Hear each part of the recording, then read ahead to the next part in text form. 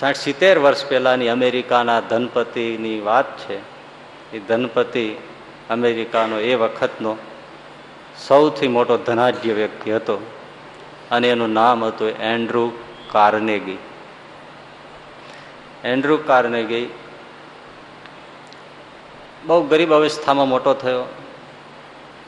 પછી તો એવી સંપત્તિની કૃપા થઈ, નસીબ ઉઘડ્યું, જ્યાં હાથ નાખીને પૈસો મળે.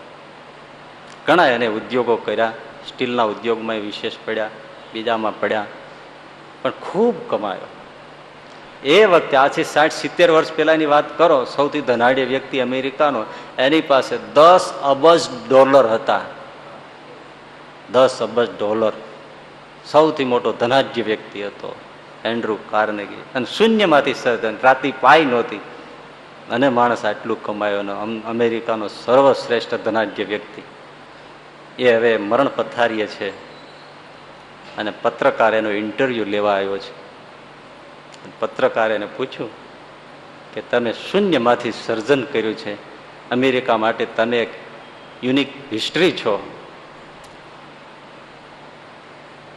આજ આટલું બધું ભેળું કર્યું, આટલું કમાયા, તમારા જેવો કોઈ સફળ વ્યક્તિ નથી, તમને કેમ લાગે છે? એન્ડ્રુ કાર્નેગી એકદમ ગુસ્સે થઈ કે હું સફળ? મારા જેવો દુનિયામાં કોઈ નિષ્ફળ વ્યક્તિ નથી. પત્રકાર આમ હલી ગયો. શું તમે વાત કરો છો? તો કે હા. કઈ રીતે? તો કે મારી મહત્વાકાંક્ષા, એમ્બિશન હતી કે મારે જીવન દરમિયાન $100 અબજ ભેળા કરવા છે, પણ હું 10 અબજ જ ભેળા કરી શક્યો, $90 અબજ ભેળા જ ન કરી શક્યો. મારા જેવો નિષ્ફળ વ્યક્તિ કોઈ નથી. શું કહેશો તમે આને? બધા એન્ડ્રુ કાર્નેગી જ છે. કોઈને એમ થતું નથી કે બહુ થયું.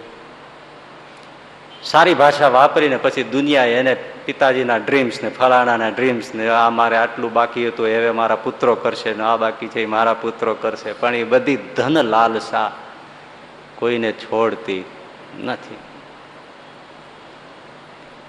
તૃપ્તિ થતી નથી. ઓછું જ લાગે, ઓછું જ લાગે. સમજવાનું છે આ સમજીને કે આપણે એમાં જ છે ને, આ એક માયાના પ્રવાહમાં જ છે.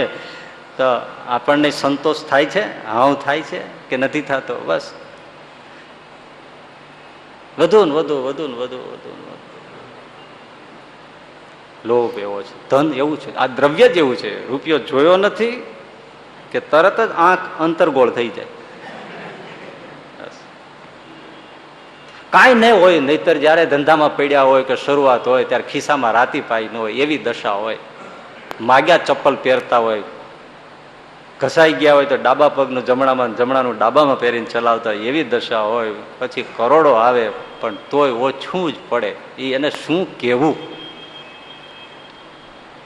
એ માણસનો વાંક છે, નથી એમ આપણે નથી કેવું, પણ હકીકતે આ કાંઈક એવું જ છે કે ઓછું જ લાગે.